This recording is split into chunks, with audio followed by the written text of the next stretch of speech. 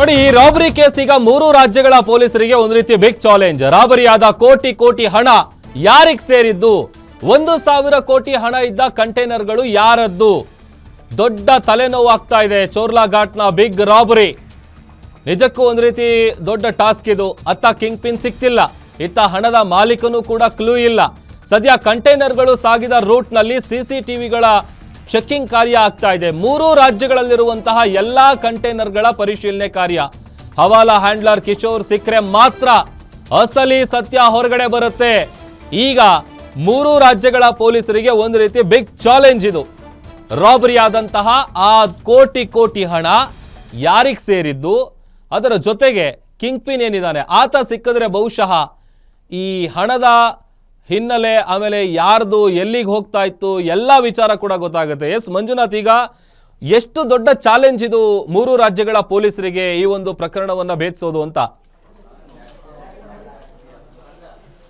ಪ್ರಭು, ಏನು ಈಗಾಗಲೇ Nashik rural police ಠಾಣೆಯಲ್ಲಿ ಈ ಒಂದು ದರೋಡೆ ಪ್ರಕರಣಕ್ಕೆ ಸಂಬಂಧಪಟ್ಟಂತೆ FIR ದಾಖಲಾಗಿದೆ. ಮೊದಲಿಗೆ ಅಲ್ಲಿನ ಸ್ಥಳೀಯ ಪೊಲೀಸರಿಗೆ ತನಿಖೆಯನ್ನು ಕೈಗೊಂಡರು. ಆದರೆ ಇಲ್ಲಿ ಬಹುಕೋಟಿ ಹಗರಣ ಅಂದರೆ ದರೋಡೆ ಆಗಿರ್ತಕ್ಕಂಥ ಹಿನ್ನೆಲೆಯಲ್ಲಿ SIT ತಂಡವನ್ನು ರಚನೆ ಮಾಡಿದ್ರು. ಮೊದಲಿಗೆ ಏನು ಇಲ್ಲಿ ಸಂದೀಪ್ ಪಾಟೀಲ್ ಕೊಟ್ಟಂಥ ಮಾಹಿತಿ ಆಧಾರದ ಮೇಲೆ ಆತನ ಒಂದು ಮೊಬೈಲ್ ಇರ್ಬೋದು, ನೆಟ್ವರ್ಕ್ ಕಿಡ್ನಾಪ್ ಮಾಡಿ ಇಲ್ಲಿ ಇಟ್ಕೊಂಡಿದ್ರು, ಅವೆಲ್ಲವನ್ನು ಸಹ ಭೇದಿಸಿದಂಥ SIT ತಂಡ ಈಗ 6 ಜನರನ್ನು ಬಂಧನ ಮಾಡಲಾಗಿದೆ. ಅದರಲ್ಲಿ ಏನು ವಿರಾಟ್ ಅಂತಕ್ಕಂಥವ್ರು ಈತ ಹವಾಲಾ ದಂಧೆಕೋರ.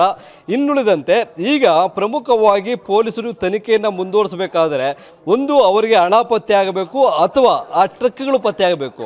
ಆ ಟ್ರಕ್ಗಳು ಪತ್ತೆ ಆಗಬೇಕಂತಂದರೆ ಆ ಟ್ರಕ್ಗಳನ್ನು ಯಾರು ಚಲಾಯಿಸ್ತಾ ಇದ್ರು, ಯಾವ ರೂಟ್ನಲ್ಲಿ ಹೋಗಿದ್ರು ಅನ್ನೋದ್ರ ಬಗ್ಗೆ ಈಗ CCTVಗಳ ಒಂದು ಜಾಲಾಡುವಂಥ ಕೆಲಸವನ್ನು ಈಗ SIT ತಂಡ ಮಾಡ್ತಾ ಇದೆ. ಅದಕ್ಕೆ ಸಂಬಂಧಪಟ್ಟಂತೆ 3 ರಾಜ್ಯಗಳ ಪೊಲೀಸರ ಒಂದು ಸಹಾಯವನ್ನು ಪಡೆದುಕೊಂಡಿದ್ದಾರೆ. SIT ತಂಡಕ್ಕೆ ತಮ್ಮ ಇಲಾಖೆಯಿಂದ ತಮ್ಮ ಸ್ಟೇಟ್ಗೆ ಸಂಬಂಧಪಟ್ಟಂತೆ ಎಲ್ಲೆಲ್ಲಿ ನಾವು ಒಂದು ಸೂಚನೆಯನ್ನು ಕೊಡ್ತೀವಿ ಅದರ ಬಗ್ಗೆ ಮಾಹಿತಿಯನ್ನು ಕೊಡಬೇಕು ಅನ್ನೋ ನಿಟ್ಟಿನಲ್ಲಿ ಸಹಾಯವನ್ನು ಕೋರಿದ್ದಾರೆ.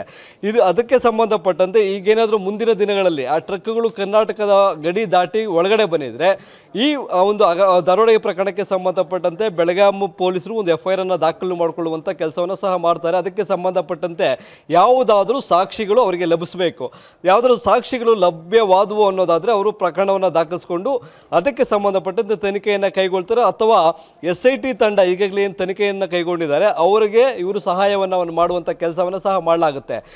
ಈಗ ಸದ್ಯ ನೀವು ಹೇಳಿದಾಗೆ 3 ರಾಜ್ಯದ ಪೊಲೀಸರು ಜೊತೆ ಇಲ್ಲಿ ಯಾವಾಗ ಚೋರ್ಲಾ ಘಾಟ್ನಲ್ಲಿ ಒಂದು ದರೋಡೆ ಆಗುತ್ತೆ ಅಲ್ಲಿ ಯಾವುದೇ ರೀತಿಯಾದಂಥ ನೆಟ್ವರ್ಕ್ ಇರಲಿಲ್ಲ.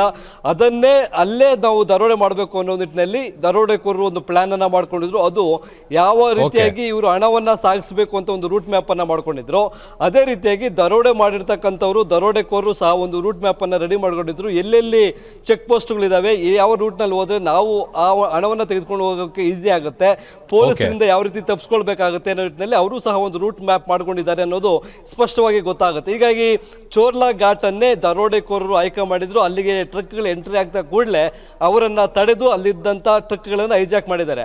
ಆದರೆ ಹೈಜಾಕ್ ಆಗಿರ್ತಕ್ಕಂಥ ಟ್ರಕ್ಗಳು ಇಂಥ ರೂಟಲ್ಲಿ ಹೋದವು ಅನ್ನೋದು ಸಹ ಮಾಹಿತಿ ಸಿಗಬೇಕಾಗುತ್ತೆ. ಒಂದಲ್ಲ ಒಂದು ಟೋಲಲ್ಲಿ ಅದರ CCTVಗಳು ಲಭ್ಯವಾಗಬೇಕಾಗುತ್ತೆ. ಆದರೆ ಇಲ್ಲಿ ತುಂಬ ಪ್ಲ್ಯಾಂಡ್ ಆಗಿ ಮಾಡಿದ್ದಾರೆ.